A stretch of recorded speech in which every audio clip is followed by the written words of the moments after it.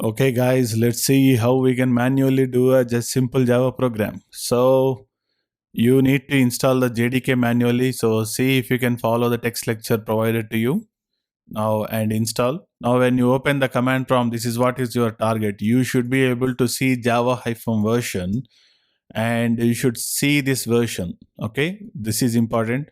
Now, in order to achieve this in Windows, you might have to put the bin directory under the path, and in Mac and Linux versions of it, you might have to take some steps to achieve this one.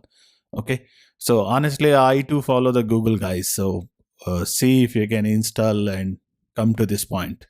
Once you follow this, you reach this point. Let's see how we can build a simple Java application. Okay, you can open any text editor. So say for example, vi and first.java. Let me first create a folder and say demo, cd demo. Okay, let's see, no content is there. So I'll say vi and followed by first.java. Okay, now you can start writing the class first and then public static void main with string array arguments and say system.out.println hello world. Okay, so we are done. So this is the class. So whatever you are writing should be part of some class, and then the main function, this is the signature for the main function, and this is your code. Now save this into the Java file,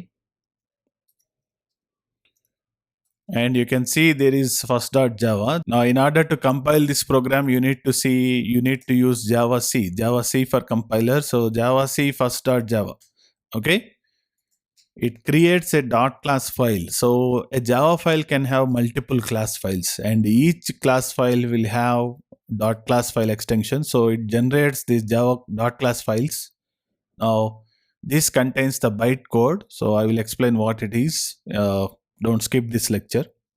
Carefully follow till the end. And then Java followed by first. Okay.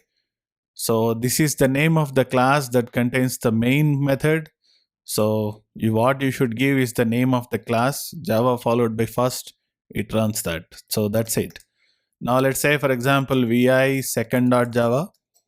So what I'm going to do here, I'll simply say class A and I'll put public static void main string array arguments. Okay, so I'll say system.out.println main in A.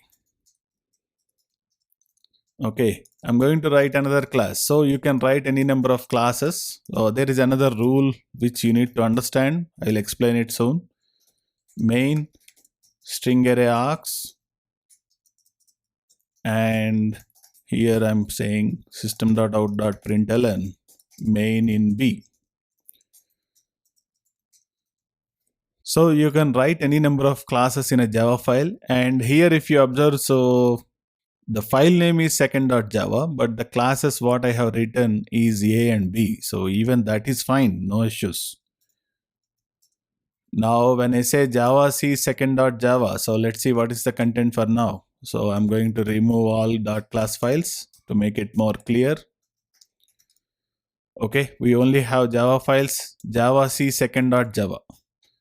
Now you see that it's creating two class files, so a.class and b.class. So this is what it is. When you compile a Java file, each class inside the Java file will get a .class file extension. So this contains the bytecode. Now when I say how to run this, so Java followed by second, no, because there is no class called second. Second.class doesn't exist. So Java followed by A. So A is the name of the class which contains the main function. So you can see Java followed by A, you got the output, and Java followed by B. So you got the output. So this is how it is. Java C, you supply the class name .java file, and then while execution or while submitting it for execution, you should say Java followed by class name that contains the main method. Okay, good. One more. Vi some third.java. So I'll say public class some C. Okay. And public static void main string array arguments.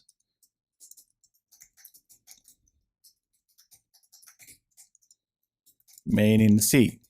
Okay. But this is not allowed. So whenever a class is public class, it should be, the class name should be matching with the file name. So the class name is C and the file name here is third.java, so it won't work. So let me show you that first. Java C third.java. Now it's not allowed because C is a public class and should be using the file name c.java. So that's what it is. So whenever there is a public class, the class name and file name should match. Otherwise, there is no need. So it's absolutely valid.